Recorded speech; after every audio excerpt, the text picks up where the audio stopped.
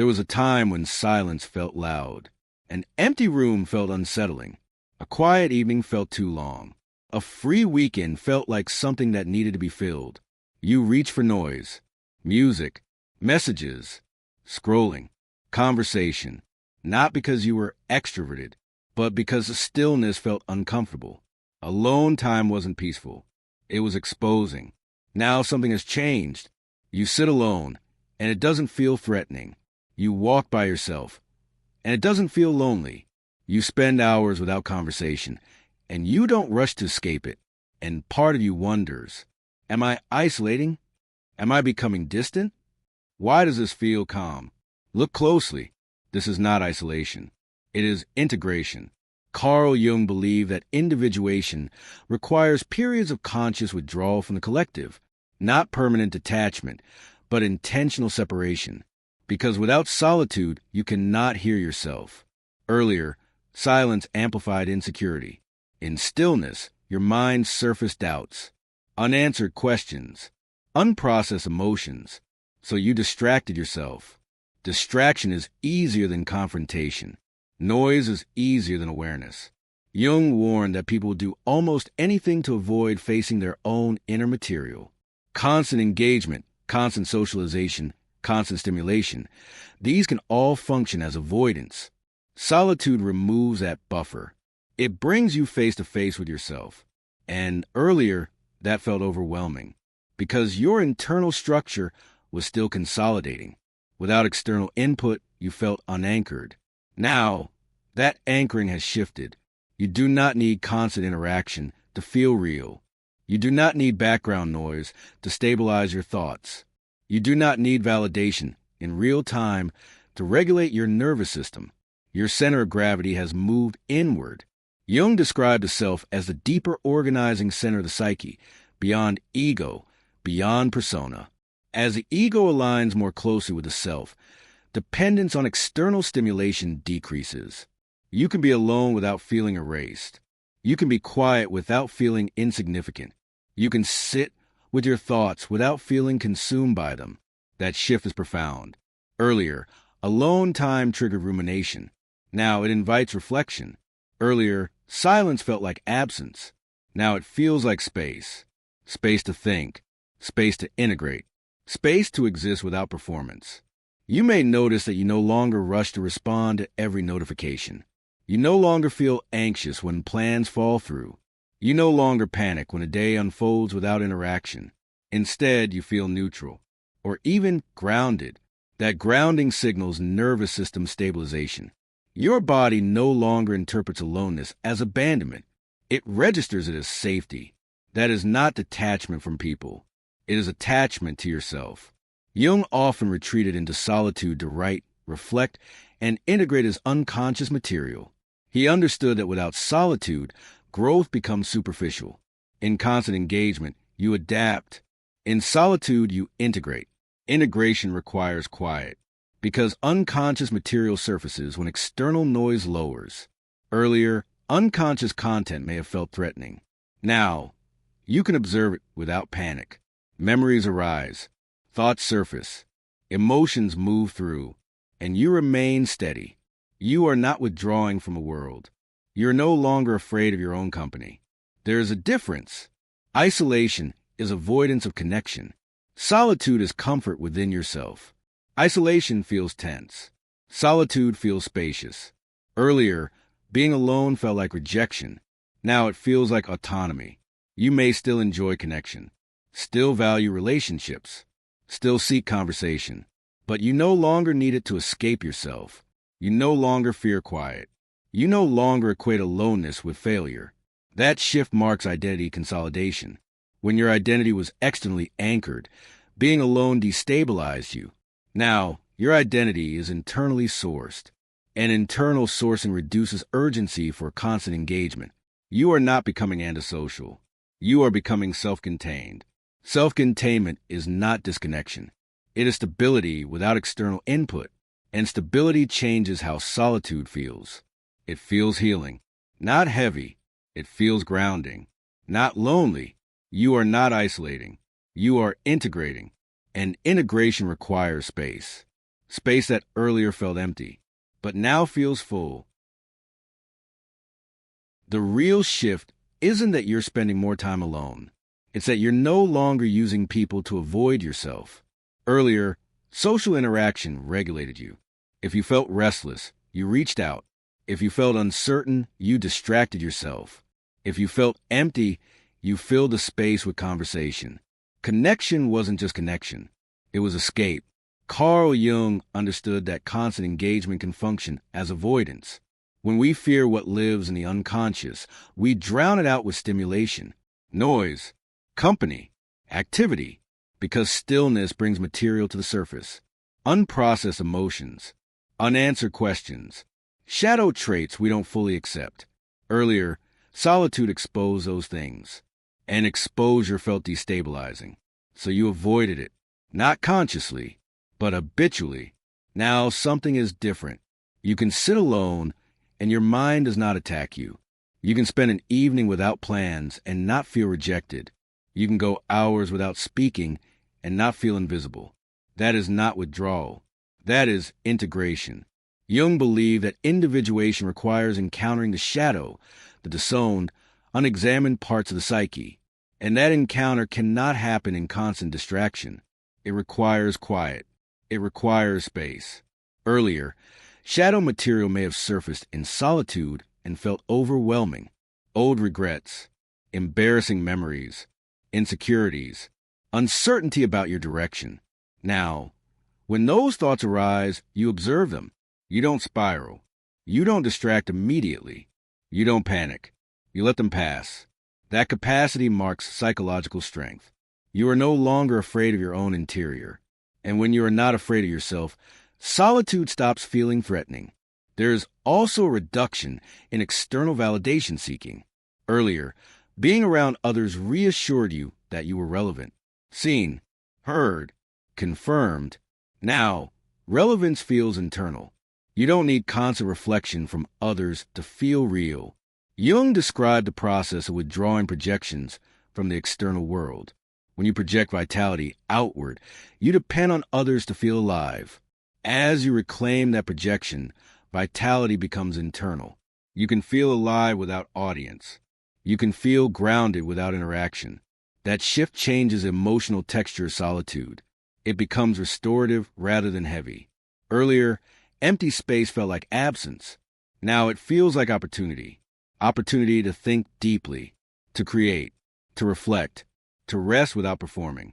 You may notice that you no longer rush to fill silence in conversation either. You tolerate pauses. You tolerate quiet rooms.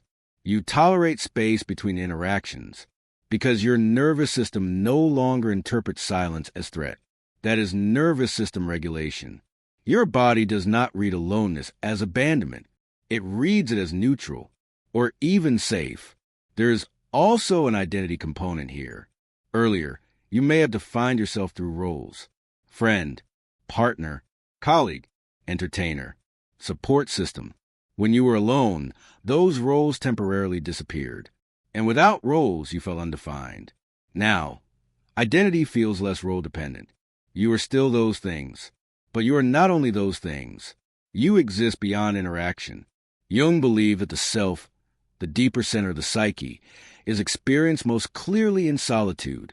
In collective settings, we wear personas. In solitude, those personas relax. Earlier, relaxing the persona felt disorienting. Now it feels relieving. You don't need to perform. You don't need to manage impressions. You don't need to calibrate constantly. You can simply exist. That simplicity is powerful. It means you are no longer afraid of being unobserved. You're no longer afraid of being without audience. You're no longer afraid of your own thoughts. Solitude becomes integration space. It is where your experiences settle, where your emotions process, where your identity consolidates. This does not mean you prefer isolation. It means you no longer require constant stimulation to feel stable. Earlier, boredom felt intolerable. Now, boredom feels neutral, because boredom is often the absence of distraction, and distraction was once your shield. Jung warned that when we avoid ourselves, we become fragmented. Solitude is where fragmentation heals. not through dramatic insight, but through quiet coherence. You sit, you think, you feel, you integrate, and nothing collapses. That is the difference. You are not withdrawing from people. You are no longer escaping yourself. And when you stop escaping yourself, solitude becomes peaceful, not because you don't value connection, but because you no longer fear quiet. You are not isolating. You are stabilizing.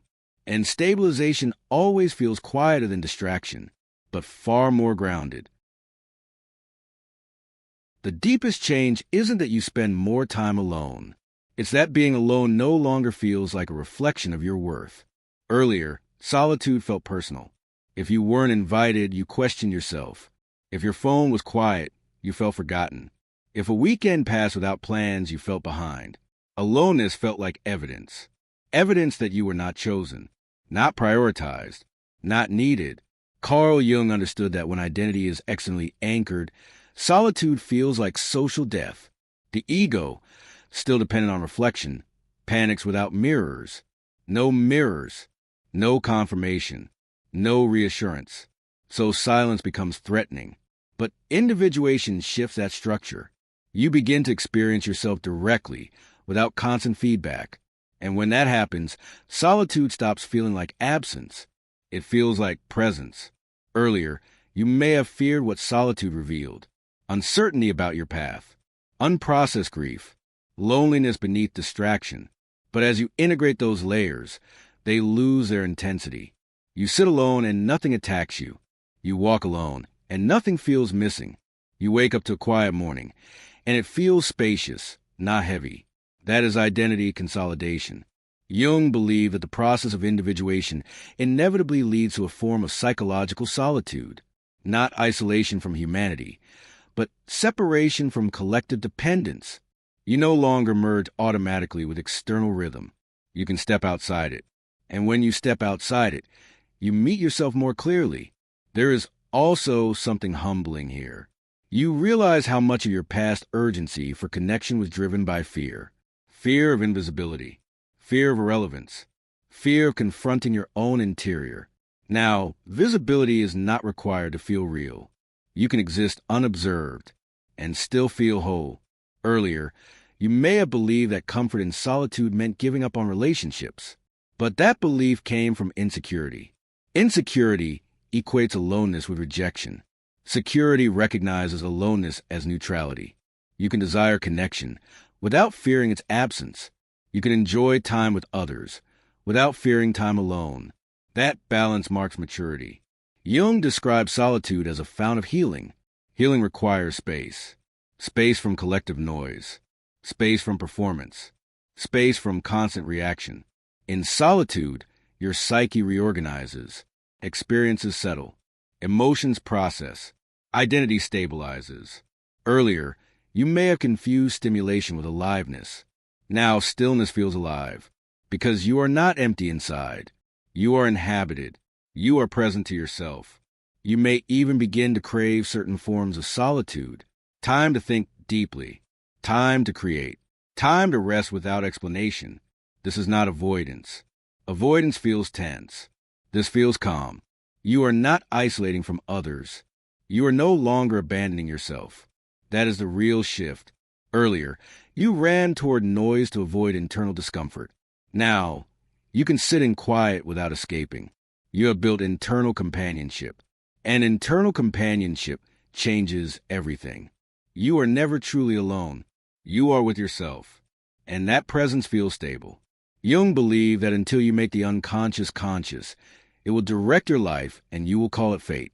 Solitude is where the unconscious becomes visible, and you no longer fear what you see there. You are not withdrawing from the world. You are strengthening your center. And when your center is strong, connection becomes choice, not necessity. You can enter relationships freely, not to fill emptiness, but to share wholeness. There was a time when being alone felt like something was missing. If no one reached out, you questioned your value. If plans fell through, you felt overlooked. If silence lingered, it felt heavy. Because solitude once mirrored insecurity. Carl Jung understood that when the ego depends on reflection, aloneness feels destabilizing. Without mirrors, identity feels uncertain. Without noise, unresolved material surfaces. But individuation changes your relationship to quiet. You begin to source your stability internally. You begin to tolerate your own thoughts. You begin to exist without constant confirmation. And something subtle happens. Solitude stops feeling like rejection. It starts feeling like restoration. You are not isolating from the world. You are no longer escaping yourself. Earlier, you needed engagement to feel alive. Now, you feel alive even when no one is watching. That is not detachment. It is integration. You can sit in stillness without anxiety. You can spend time alone without narrative collapse. You can enjoy your own presence without distraction. Jung called solitude a fount of healing. Healing requires space. Space where the persona relaxes and the deeper self can emerge. You are not withdrawing. You are consolidating. You are not disconnected. You are inwardly connected. An inward connection changes everything. You can desire relationships without fearing absence. You can enjoy conversation without needing it for regulation. You can move between connection and solitude without losing yourself. Alone no longer means abandoned. Silence no longer means forgotten. Stillness no longer means empty. You are alone but calm, not lonely, integrated. And when solitude feels like peace rather than punishment, it signals something profound. You are finally comfortable in your own presence. And that is the foundation of real individuation.